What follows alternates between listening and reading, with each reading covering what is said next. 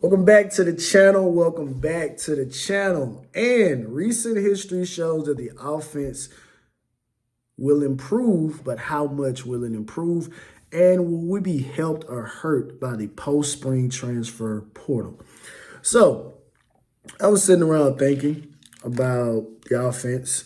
And again, I've been out the loop. So I was just kind of thinking, okay, what is something I could kind of talk about, that kind of be intriguing. And I said, well, hey, let me go look at the last four head coaches and what did their offense do the second year. Now, I preface this by saying all I wrote down were the total points and then what we averaged. Now, of course, some of the head coaches had the same offensive coordinator going into the second year, strength of schedule, injuries, the amount of games played. There's just, there's a lot of variables that that went into these particular numbers that can make them better or worse if you go in and look at all the variables. But I said, you know what? I don't feel like being that intrinsic about it. So I'm just going to go with the information that is readily accessible right now.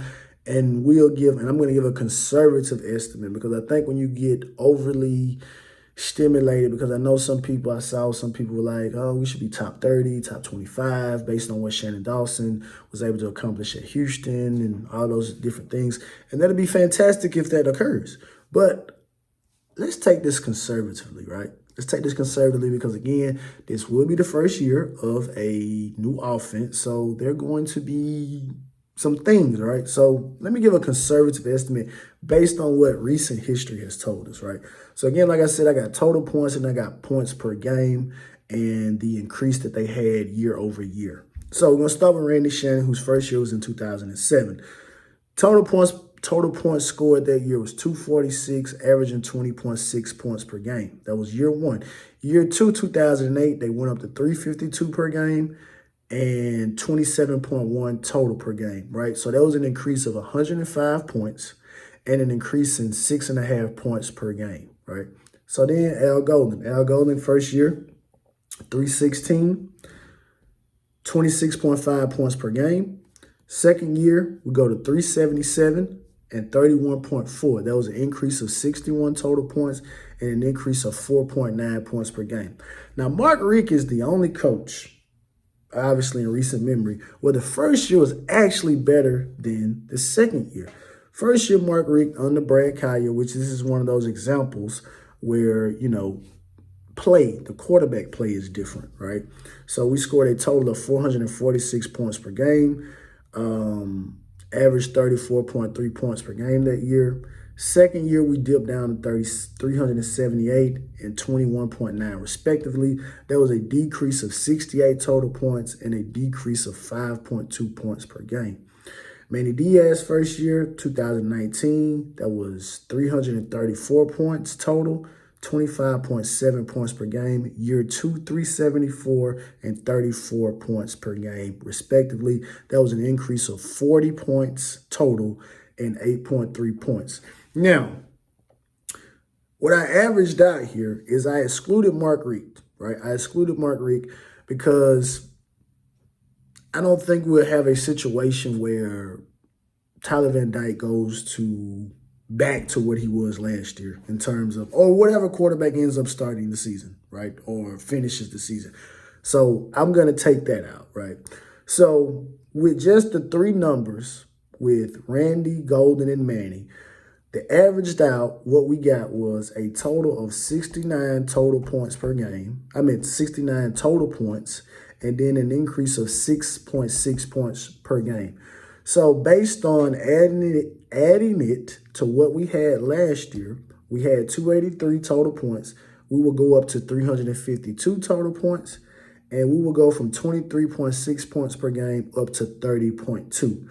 So those particular numbers based on last year averages from teams, that will have us as a top 50 offense, right? That's a top 50 offense. Now, I know that's not what a lot of people want to hear. Heck, I don't want to hear it. But when you really stop and you look at where we were offensively, which we were ranked in the 90s, a 40 point or 40 increasing the ranking by 40 spots. That's a tremendous turnaround. That's a tremendous turnaround, you know, in all aspects. That's a tremendous turnaround, right? But that's just a conservative estimate. May could get into the 30 because, again, like I said, that number can increase or decrease because you have some offenses that may not be as good this particular year as they were last year and vice versa. So hopefully we're on that opposite end where we are the offense that wasn't that good last year and going to be better this year. So again, those are just conservative numbers. So again, going back, we should go from 283 to 352 and from 23.6 to 30.2 based on recent history, right? Now, with Mark Richt numbers included, it goes from 69 total points additional to 34.4 and drops from 6.6 points down to 3.6 points.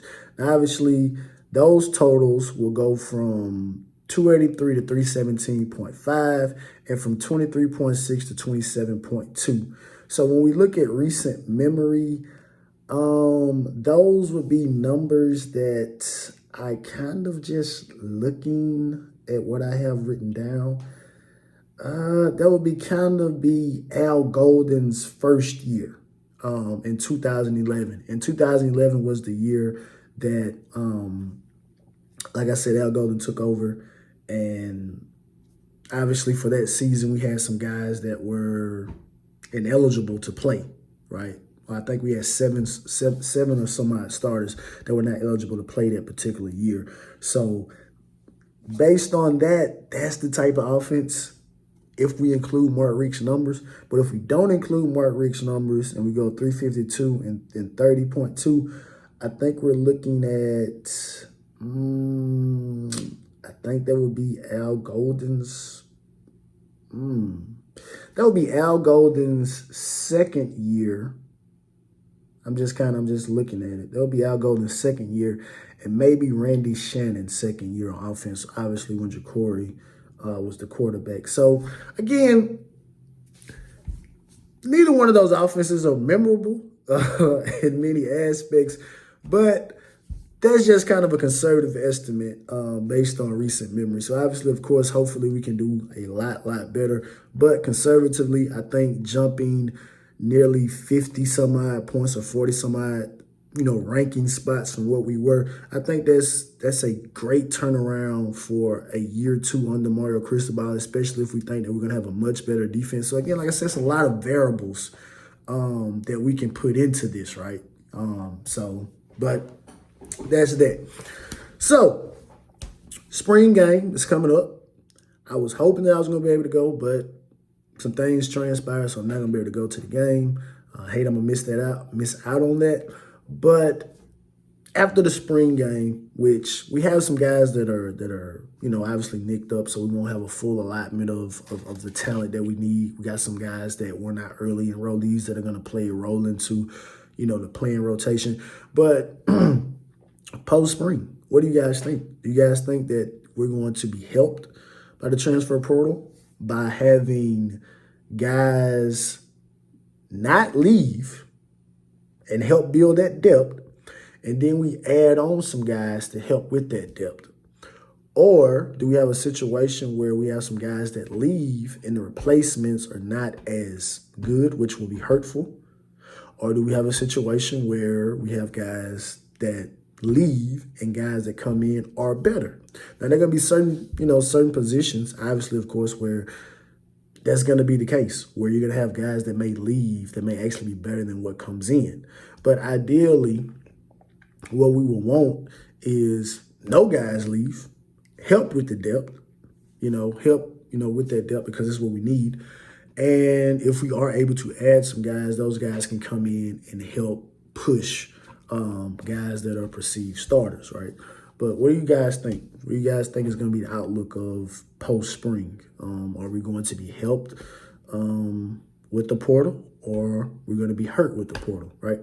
But as always, man, like, share, subscribe, comment, and as always, man, it is all about the you.